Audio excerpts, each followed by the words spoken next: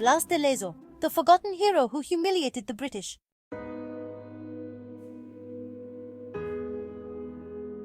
The beginning of a legend.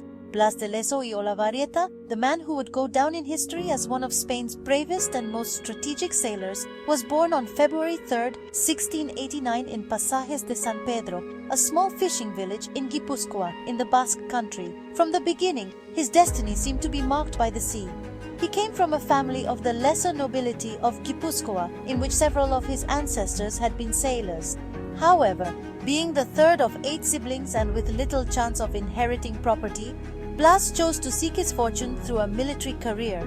At barely 13 years old, in 1702, he enlisted as a midshipman in the French Navy, which at that time was allied with Spain under the crown of Philip V, the first Spanish Bourbon.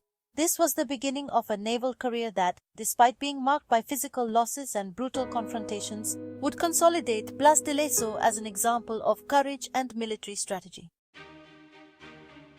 The Battle of Vélez Málaga, the first wound. Just 2 years after beginning his service, Blas participated in his first major naval battle, the Battle of Vélez Málaga, in the context of the War of the Spanish Succession.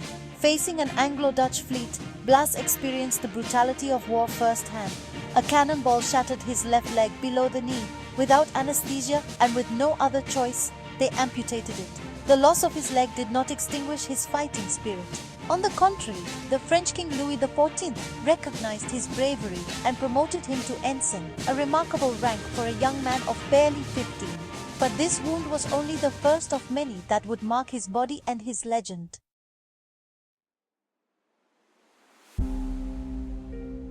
One-eyed in Toulon, one-armed in Barcelona. During the following years, Blas de Lezo participated in multiple naval operations. In 1707, while he was at the fortress of Santa Catalina in Toulon, an enemy cannonball launched a splinter that seriously wounded his left eye, leaving him one-eyed.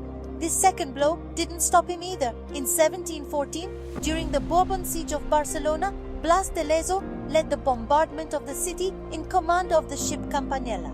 In the middle of the battle, a musket ball hit his right forearm, leaving him one-armed for life. At 25 years old, Blas de Lezo was already lame, one-armed and one-eyed, but he was also one of the most respected officers in the Spanish Navy.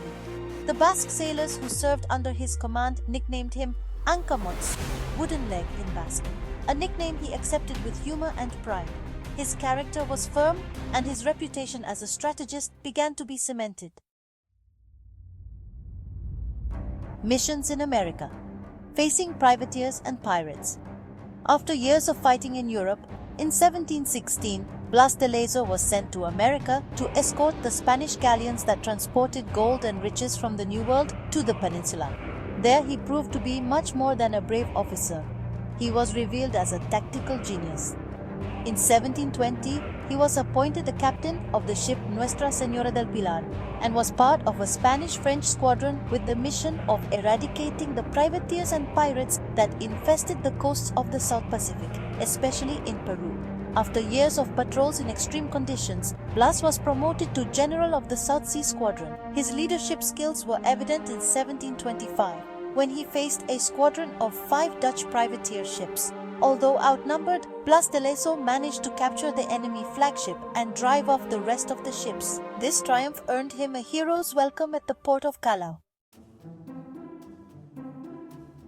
Part 2. Glory and Immortality in Cartagena de Indias. As Blas de Lezo accumulated victories, he also gained enemies in high places. His direct character and his insistence on improving Spanish defenses led him to clash with politicians and bureaucrats. In 1737, he was sent as Commander-General of the galleons to Cartagena de Indias, one of the most important cities in the Spanish Caribbean.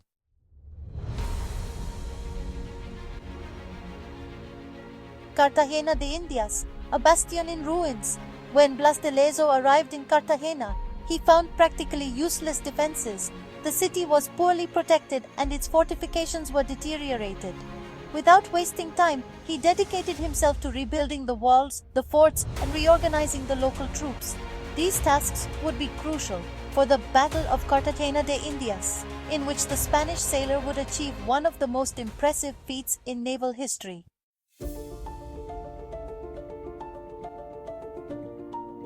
the War of Jenkins Ear.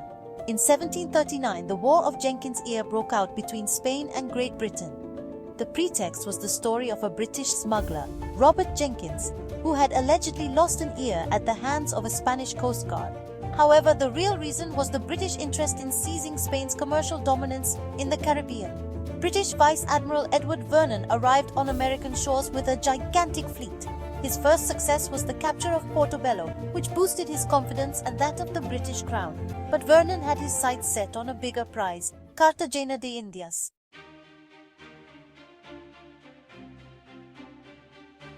The Battle of Cartagena de Indias, 1741. In March 1741, the British fleet arrived off Cartagena. Vernon commanded an impressive force of 170 ships and an army of 31,000 men, which included British soldiers, North American militiamen, slaves and heavy artillery. In comparison, Blas de Lezo had 6 ships of the line, about 3,600 men, and a poorly supplied city. Despite the overwhelming enemy superiority, the Basque sailor was determined to resist. The defense began at Fort San Luis de Boca Chica, which protected the entrance to the bay.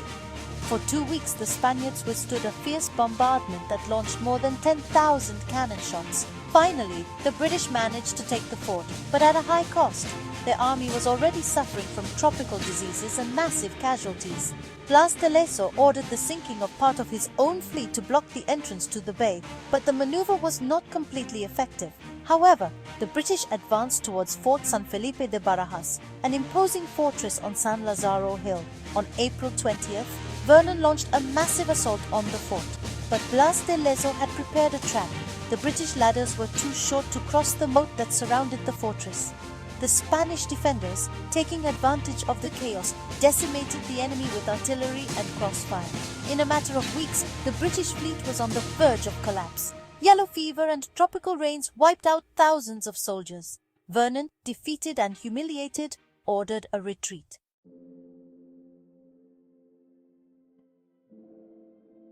The price of victory. Despite his success, Blas de Lezo was not rewarded as a hero. His clashes with Viceroy Sebastián de Eslava, who considered him a troublesome subordinate, led to his victory being ignored in Spain. Blas de Lezo died shortly after, probably of typhus, in September 1741, leaving behind a legacy of sacrifice and courage. Blas de Lezo is an example of how courage, ingenuity and determination can overcome even the most extreme adversity. His story, despite being less known than that of other admirals like Nelson, is a reminder that great heroes do not always receive the recognition they deserve in life. What do you think of this incredible story? Did you know about the feat of Cartagena de Indias? Leave us your comment and don't forget to subscribe to discover more fascinating stories from our history. Thanks for joining us, curious minds. See you in the next video.